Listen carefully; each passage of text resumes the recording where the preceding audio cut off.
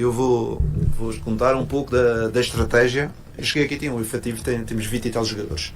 Existiam jogadores que em termos de performance estavam num bom momento, existiam outros que estavam num mau momento. E porventura eu puxei por muitos jogadores que estavam num momento mais difícil. Porquê? Porque o meu objetivo é equilibrar as forças. Eu só acredito num cruzeiro competitivo se o Wagner disputar a posição com o William. Só acredito numa equipa competitiva se o Gamarra competir com o Fabrício e competir com o Jonathan. Ou com o Wallace e o Romero e o Lucas, isso tudo. E isso foi um dos grandes objetivos, foi colocá-los a um nível mais ou menos equivalente, de forma a que agora, dentro de campo, cada um vai se escalar, não é? Porque quem mostrar rendimento é que vai, mas partir de um pressuposto que toda a gente já está no mesmo nível. Eu, por exemplo, quando cheguei aqui não tenho dúvidas, havia jogadores que estavam com 70, 80% de performance e havia jogadores que estavam com 20 ou 30. Se eu deixasse estar assim, eu passado 2 meses só tinha 11 jogadores.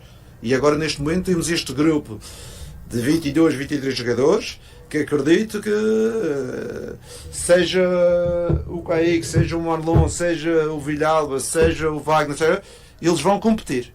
Eles vão competir. Diferentes características, mas vão competir e estão já num nível ideal para competir. Professor, quando o senhor fala 180, 1 e 20% todo, o senhor está falando ali fisicamente, taticamente ou de envolvimento com o projeto? Estou a falar de todos os aspectos. Estou a falar... Eu vou-vos dizer uma coisa. O Villalba, no primeiro jogo que eu coloquei, a defesa central, foi o último jogo da fase de grupos. Democrata. Eu treinei um dia e coloquei os jogadores que não tinham jogado no anterior. Eu fiquei tão mal com a qualidade que ele apresentou. Disse, porra, este cara joga aqui no Cruzeiro. Pronto, depois tirei a informação. O cara tinha jogado em 2 meses 5 minutos. Estava completamente fora de forma. Como é que ele podia competir? Não podia competir. Não podia. Hoje em dia, quem viu o Villalba já está a ver um jogador diferente. Um jogador competir, um jogador com condição. E isso é que é o meu objetivo como treinador. É preparar toda a gente para que quando for chamado possa dar resposta. Porque não quero jogadores que estejam destreinados ou estejam fora de forma, porque isso não nos vai ajudar. Senão vamos jogar como o torcedor quer, com 11 e mais ninguém joga, porque os outros estão fora de forma. Não. O meu objetivo foi igualar as forças para que exista competição, porque eu acredito na vida, a competição é um fator de sucesso. Só depois de sairmos da nossa zona de conforto e devemos competir é que vamos crescer, é que vamos evoluir. Não só as pessoas, o mundo funciona assim. E o futebol não foge a essa regra. Se existir competição, se hoje em dia o nosso zagueiro tiver um ao lado que esteja a trabalhar bem, boa performance, ele vai se dedicar mais, porque ele sabe que pode perder o lugar. Se tiver ao lado um que já deixou cair, ele não evolui. Professor, em relação à motivação dos jogadores, a gente sabe que só jogar no Cruzeiro já é motivação suficiente, mas às vezes não, às vezes o jogador está com algum problema, está passando algum momento difícil. Vou dar um exemplo aqui de um jogador que é um dos maiores goleiros da história do Brasil. Eu não estou falando dos maiores goleiros em atividade, não, estou falando da história desse país. O Cássio, que é o maior goleiro da história do Corinthians, que é um dos grandes clubes do Brasil. O Cássio recebeu muitas críticas agora nesse primeiro semestre, mas todo mundo sabe que o Cássio está entre os 3 melhores goleiros do Brasil. E como eu disse, um dos maiores da história. Como é que está esse trabalho com o Cássio para a recuperação dele, para ele voltar a ser, não é que deixou de ser, mas para ele voltar a ser aquele grande Cássio que todo mundo conhece? Tudo o princípio é para todos os jogadores, os da frente e o Cássio. Ou seja, quando eu cheguei, a primeira coisa que eu tirei foi tirar o Cássio, tirei o Cássio da equipa e coloquei o Léo. E falei ao Cássio, disse, Cássio, tu vais sair, não vais jogar, porque tens que treinar. Que eu acho que tu não estás na tua plena forma. Tens qualidade, mas tens que treinar.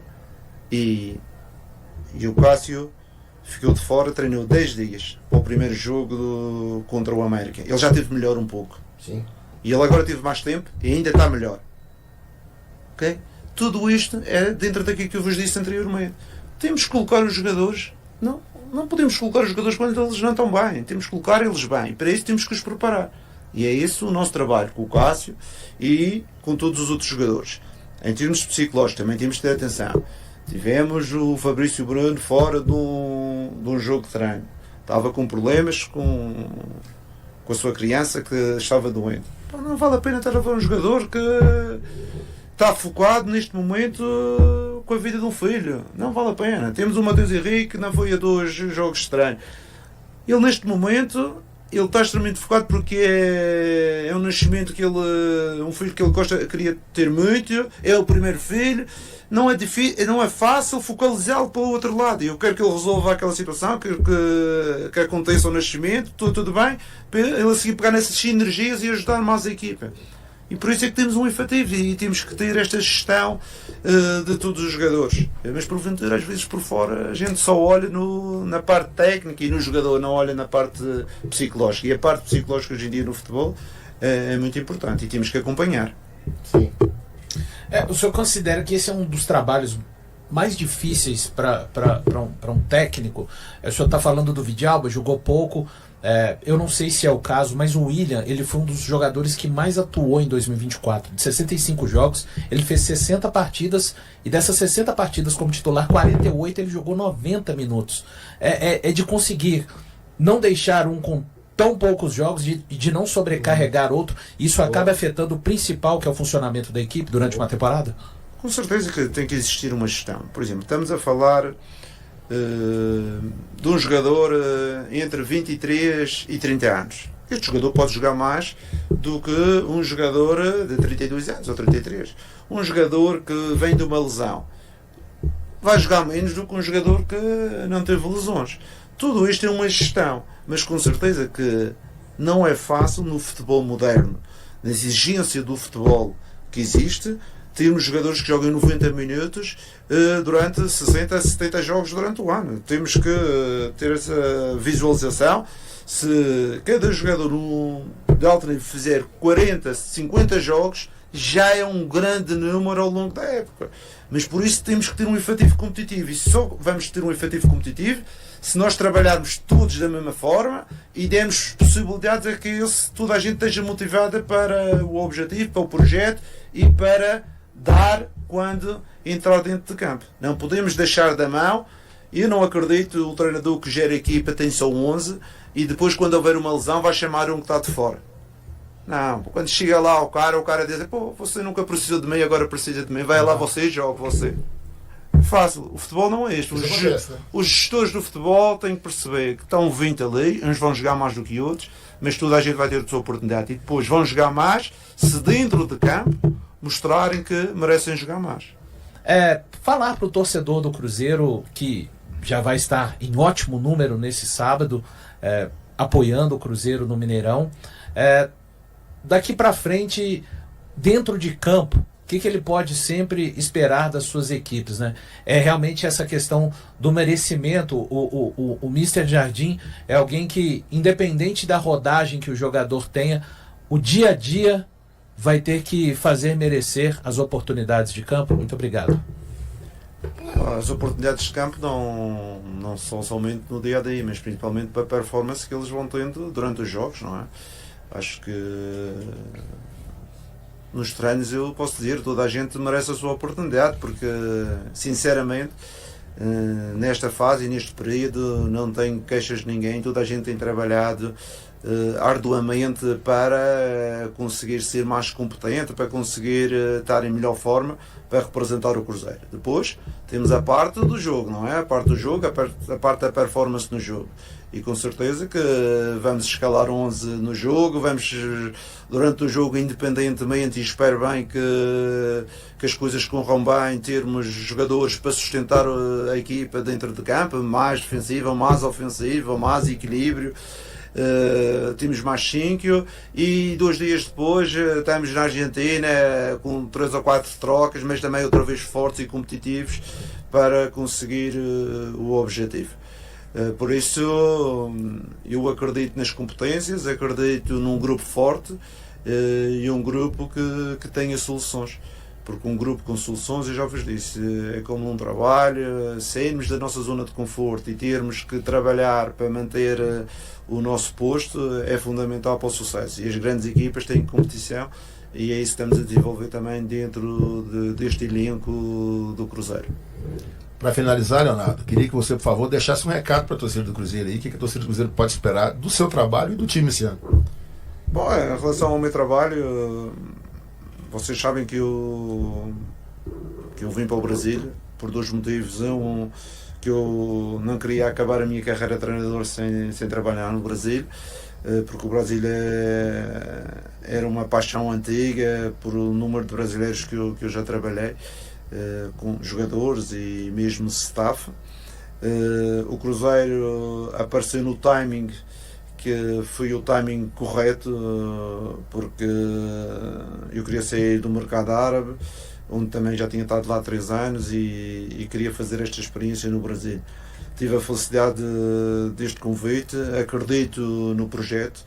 Eu vou dar o melhor que eu sei, porque há um ditado português que diz: quem dá o seu melhor a mais não é obrigado.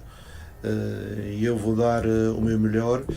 E o adepto tem que apoiar e acreditar que deste lado, profissionais do clube, os jogadores, a direção estão empenhadas em ter uma equipa competitiva, uma equipa que tenha resultados esportivos.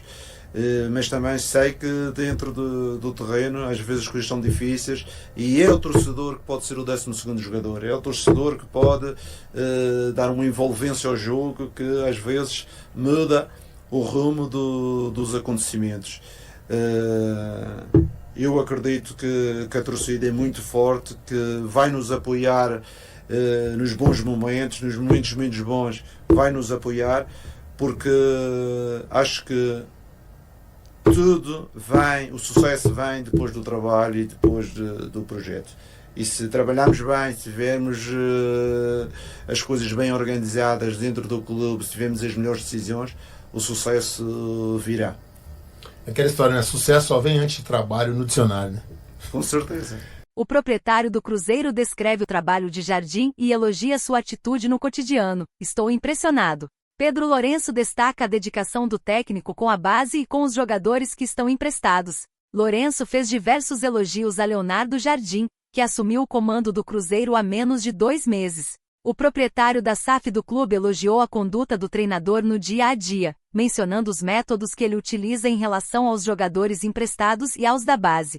Ele é um profissional excepcional, muito comunicativo e disponível, que se preocupa com o Cruzeiro como um todo, não apenas com o atleta. Está sempre pronto para ajudar no que for necessário. Estou muito satisfeito com o trabalho dele. Um dos aspectos elogiados por Pedro é o zelo de Jardim pelas categorias de base. Ele enfatizou que o retorno do time sub-20 à Toca da Raposa, realizado no mês passado, foi uma das primeiras solicitações do treinador. Ele trata todos os jogadores de maneira igual, sem distinções, e comunica-se de forma direta. Com 30 atletas à disposição, ele fala com você na frente de todos. Está envolvido em todas as atividades do clube, quer entender as necessidades e está atento aos torcedores e aos jovens jogadores. Logo no início ele me disse: quero que o sub-20 treine aqui ao meu lado. Ele até atrasou o treino do time principal em meia hora para assistirmos juntos a uma partida do sub-20, pois deseja acompanhar a base. O gestor também comentou sobre a atenção de Jardim em monitorar de perto os jogadores que estão emprestados pelo Cruzeiro.